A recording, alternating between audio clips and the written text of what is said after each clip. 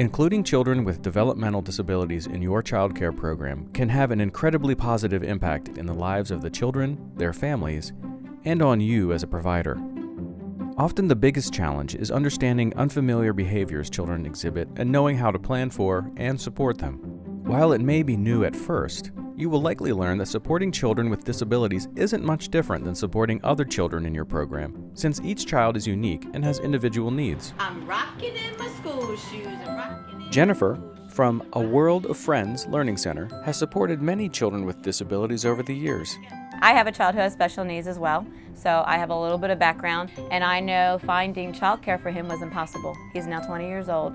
Well, as a parent with a child with special needs, it seems like on a daily basis, all you get are negative reports. You very seldom have somebody call you from a school and say, your child did something fabulous today.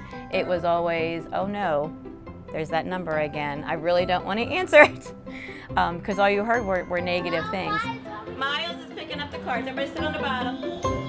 Thank you. All right, are you ready? Let's count with Jayla. You ready? 1. Jennifer currently supports Jayla, a 5-year-old child with autism, and her center has made a big impact on Jayla's life. I'm Kim and I'm Jayla's mom. This is Jayla's 5th child care provider. Oh. It's just so much thrown at you at one time, from the diagnosis of being autistic to trying to find someone who can care for her, feeling comfortable enough to leave her with somebody when you've had so many bad experiences. Kind of feels guilty a little when you're leaving your child with someone when they've had so many bad experiences so young.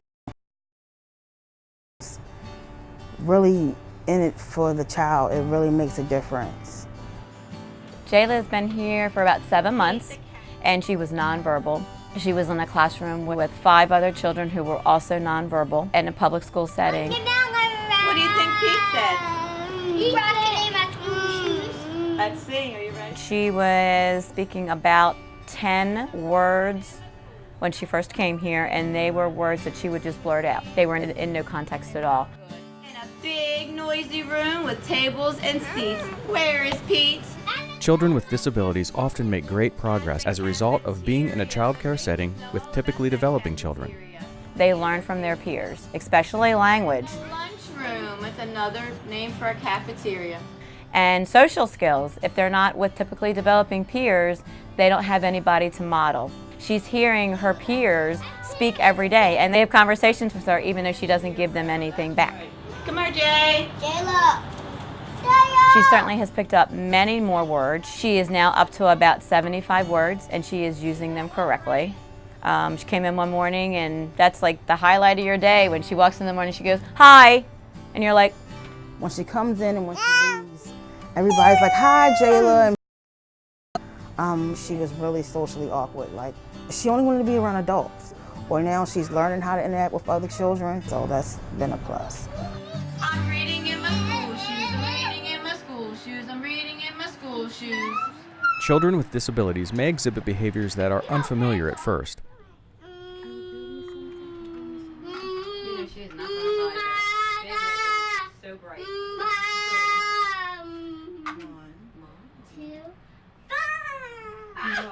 3. But with a little time and patience, you will better understand their strengths and effective methods of communicating with them, just like you would with any child. Jayla does basically hand over hand. If she wants something, she'll take you to it. Jayla is dying to play with. I teach children how to sign. I teach children to show me what they want if they're nonverbal. She can't communicate her needs verbally, so it's a lot of hands-on with Jayla. And patience is something that you definitely have to deal with Jayla, because her frustration gets the best of her and she does a lot of screaming.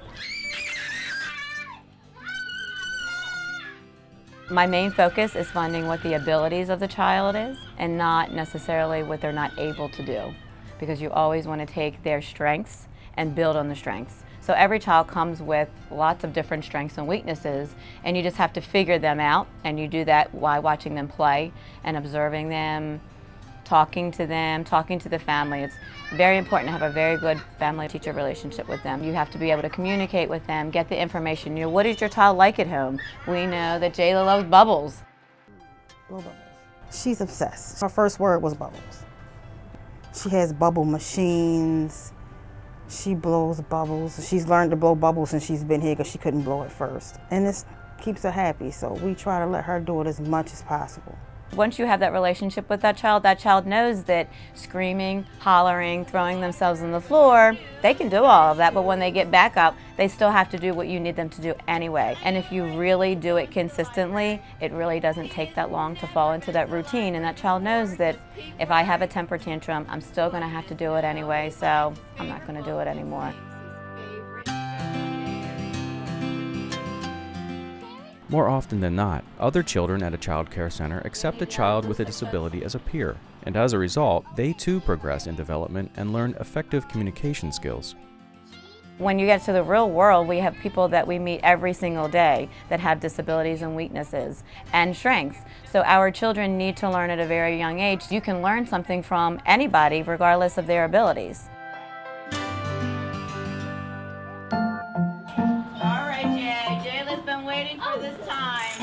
The hope and peace of mind you provide by making your center the one that works for a child with a disability can positively impact everyone involved. I want other parents to know with children with disabilities that it's possible to find someone who cares. A lot of us are in a situation where it's our first child. We don't know exactly what resources we have and what we can do and who to reach out to. And with child care providers like Miss Jennifer, she's taught me and told me things that people in the system, like school systems or healthcare systems, haven't told me or won't tell you about. Supporting children with disabilities is extremely rewarding.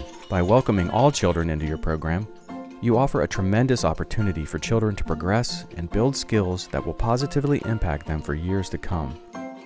The support you can provide a family by welcoming their child into your center can make a big difference in both your life and theirs. There's no difference working with a child that has a disability than a child that is typically developing. We can all do it. It does take a little bit of effort. You may get a child that comes to your door and you truly have no idea what you're going to do. There are plenty of resources out there. You have to be able to reach out and say, what other things can I do? Can you come? Can you observe? Can you give me some suggestions? Most people would say, absolutely, I'll come and give you a hand. We help each other. Ultimately, child care providers learn that supporting a child with a disability can be done. There are organizations and resources to help.